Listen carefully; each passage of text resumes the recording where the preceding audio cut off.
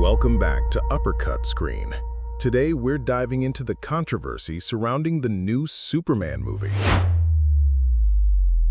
There's been a rather desperate attempt to push the narrative that James Gunn's Superman is a huge win, likely due to an aggressive PR push from Warner Brothers. It's a classic PR hack to control the narrative. But the problem is, if you pay attention to the fine print, Gunn's Superman has only done decently at the domestic box office and is performing quite poorly internationally. A user on YouTube commented on this saying, "Those who love this film are in denial. They love it because they hated MOS and the Snyderverse. That's it." Unfortunately, their emotional attachment to a fictional character such as Superman has clouded their judgment, and they are unable to critique the film or think logically about it. Gunn has catered to the fanboys who are still in diapers playing with their Superman action figures. This film is fun with solid performances and a few endearing moments here and there, but ultimately it's flawed and therefore vanilla. They steal the spotlight, making Superman feel subsidiary and amateur in his own movie. The studio seems to have thrown in the towel, deciding to release Superman digitally in 2 weeks. This is an indication they're not confident in the film. It's costing the studio money to keep it in theaters, so now they have to rely on digital sales to make up their losses. On this topic, another user says, "This basically means that Warner Brothers is just about ready to tap out before this film can even reach its break-even point. The Gunbots emptied out their bank accounts going to see this movie over and over and are now just about broke." The movie also won't beat Man of Steel, which is the standard that many DC fans accept and support. Now, a lot of articles are celebrating this new film, but they often forget to adjust the numbers for inflation to give a fair comparison. So let's actually do that. If we look at the all-time rankings for Superman at the box office, Richard Donner's original 1978 Superman is the undisputed #1, with an adjusted total of over $1.4 billion. Now, you might think the next one on the list is Man of Steel, but technically second place belongs to Zack Snyder's Batman v Superman, with an adjusted worldwide box office of $1.17 billion. However, since that movie is a team-up and focuses so much on Batman, we're going to set it aside and compare Superman to his last solo film. That puts Man of Steel in the third place spot, with an adjusted worldwide total of $924 million. And that's the number this new movie is struggling to beat. So where does that leave the new film? James Gunn's Superman, adjusted for inflation, is currently ranked 7th out of 9, only beating the diminishing returns of Superman 3 and the production disaster that was Superman 4. He was brought in to create a multi-billion-dollar franchise, and this was supposed to be a grand slam. It wasn't. And to that point, a final user comment from the Uppercut Screen community says, "And remember, no Snyderverse, no money. Keep them wallets closed." But beyond the numbers, what about the film itself?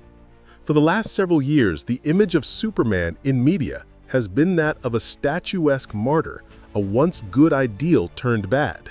Many have been waiting for a film that honored the character, that remembered he was, at his core, a friend. After watching it twice, I can say I think James Gunn fully delivered when it comes to the character's soul. For better and worse, this is the most comic book movie ever made. It drops you right into the story as if you picked up an issue off the rack. It doesn't have a standard Act 1 because it's structured with the faith that you'll be able to figure out the context, just like a comic. However, the film moves too fast and is a bit messy. There are messy parts that don't get enough room to breathe.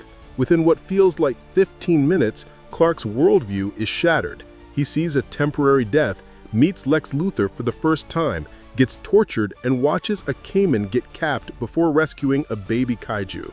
It's a lot, and it happens very fast. One of the biggest parts of that is the twist surrounding the House of El. The film reveals a decoded message from Jor-El telling Superman to conquer and subjugate the peoples of Earth. As an immigrant allegory, that's upsetting. What does it say that America's ultimate refugee was sent here to conquer? But I don't think that was Gunn's intent. I think it's critical that this Superman has to define himself. We've seen him be told he's a savior again and again. The power here is that even when it turns out there is no pure-hearted, biblical purpose for his existence, he still makes the active choice to dress up in a goofy outfit and save any and all life he can. It's not destiny, it's his own choice. While the plot is messy, the casting is excellent. David Corenswet is a perfect choice. The true power of his performance is in the tiniest moments. The way he tells Lois that Krypto, despite being a bad dog, is out there scared and alone and needs him. Nicholas Hoult as Lex Luthor is doing his best where the script is failing. When he's being an absolute bastard, he's fun to watch. But he too falls victim to the out-of-place James Gunn humor. It feels like a filmmaking hack he returns to, and it's become a flaw. One source described his style as a second-generation follower of Whedonism, where he undercuts intense, heartfelt moments with a badly executed joke, as if the movie is afraid to ever take itself seriously. The Justice Gang is absolutely James Gunn's comfort zone. Nathan Fillion as Guy Gardner sells it, and the humor works for his character. And what should be what? Eddie Gathegi is a generational scene stealer as Mr. Terrific. However, Hawkgirl is a bit undercooked in the writing department. A final point of interest is what this film sets up. At the very end, Supergirl shows up at the Fortress of Solitude, and she is absolutely drunk. Clark reveals she visits planets with red suns specifically so she can get hammered, which directly leads into her upcoming movie, Supergirl, Woman of Tomorrow. Unlike Clark, she remembers the destruction of Krypton, and it has traumatized her to the point of becoming an alcoholic, a demon she will have to confront in her own film. Ultimately, Superman is a beautiful, well-meaning, but frustratingly flawed and weird movie. It's a creative mess, neither great nor terrible. There's enjoyment to be had, but it's a forgettable, mid-tier superhero flick that happens to have Superman in it. So what's the final verdict on the new Superman? Is it the commercial flop the numbers suggest, or a flawed but heartfelt film that gets the character right? The debate is clearly far from over. We want to know what you think. Drop your take in the comments below. Did the movie work for you, or do you agree with the critiques we discussed? If you enjoyed this deep dive, please show your support by hitting the like button. And to make sure you don't miss our next video, be sure to subscribe to Uppercut Screen and click the notification bell to stay updated. Thanks for watching.